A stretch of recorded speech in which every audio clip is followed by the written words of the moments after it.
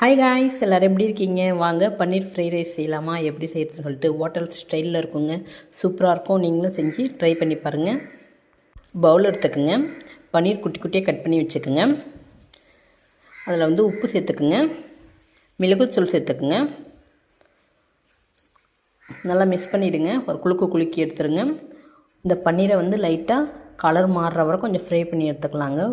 அடுப்பு பற்ற வச்சு ஒரு கடாய் வச்சுக்கலாம். பேன் கூட வச்சுக்கோங்க, உங்கள் விருப்பம் எது வச்சுக்கிறீங்களோ வச்சுக்கோங்க. அந்த பேனில் இந்த பன்னீரை சேர்த்துக்கலாங்க. கொஞ்சம் கொஞ்சமாக சேர்த்துக்குங்க. சேர்த்து எல்லாத்தையுமே ஃப்ரை பண்ணி எடுத்துக்குங்க. எடுத்து வேறு பாத்திரத்தில் மாற்றிக்கலாங்க. நம்ம அரிசி ஊற வச்சுருக்கோம், பாஸ்மதி அரிசி, ஒரு 1/2 hour. அதை நம்ம வடித்து எடுத்துக்கலாம். அதையும் எப்படி பார்க்கலாங்க. வடிக்கும் போது லைட்டாக உப்பு சேர்த்துக்குங்க.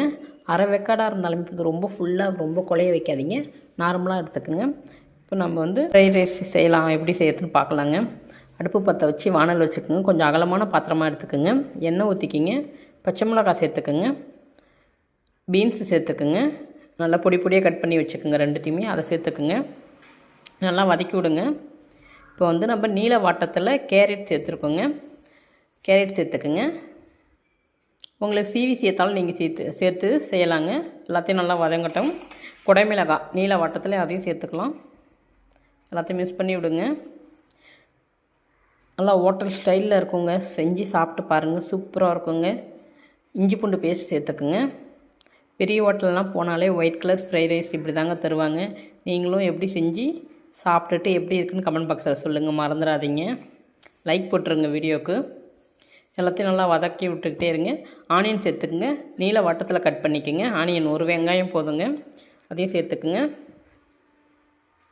உப்பு சேர்த்துக்குங்க. லைட்டாக கொஞ்சமாக உப்பு சேர்த்துங்க. சாதத்துலேயும் உப்பு போட்டிருக்கோம், அந்த பன்னீர் ஃப்ரைக்கும் உப்பு போட்டிருக்கோம். இப்போ கோஸ் சேர்த்துக்குங்க. கோஸையும் சேர்த்து ஃப்ரை பண்ணிக்கோங்க. கோஸ் நல்லா பொடி பொடியாக கட் பண்ணிக்கோங்க, இல்லை சீவி கூட எடுத்துக்கோங்க, உங்கள் விருப்பங்க. எல்லாத்தையும் நல்லா மிக்ஸ் பண்ணட்டும். நல்லா கொஞ்சம் வதங்கினோடனே சாப்பாடு வடித்த சாதத்தை ஆற வச்சு எடுத்துக்குங்க. நல்லா பொலன்னு இருக்கட்டும்ங்க சாதம். அதையும் சேர்த்து மிக்ஸ் பண்ணிடலாம். இப்போ மிளகுத்தூள் சேர்த்துக்குங்க. தக்காளி சாஸ் சேர்த்துக்குங்க. எல்லாத்தையும் சேர்த்து நல்லா கலந்து விடுங்க. இப்போ பன்னீரையும் சேர்த்துக்கலாங்க. இந்த டைமில் பொரிச்சு வச்ச பன்னீரையும் சேர்த்துக்குங்க. ஸ்கூலுக்கு லஞ்ச் பாக்ஸ்லாம் கொடுத்து அனுப்பலாங்க. சூப்பராக இருக்குங்க. குழந்தைங்களும் விரும்பி சாப்பிடுவாங்க. நம்ம எந்த ஃபுட் கலரும் சேர்க்கலைங்க, ஒயிட் கலரில் தான் இருக்கும். கொத்தமல்லி தழை சேர்த்துக்குங்க. உங்களுக்கு விருப்பப்பட்டால் கொத்தமல்லி தழை சேர்த்துக்குங்க.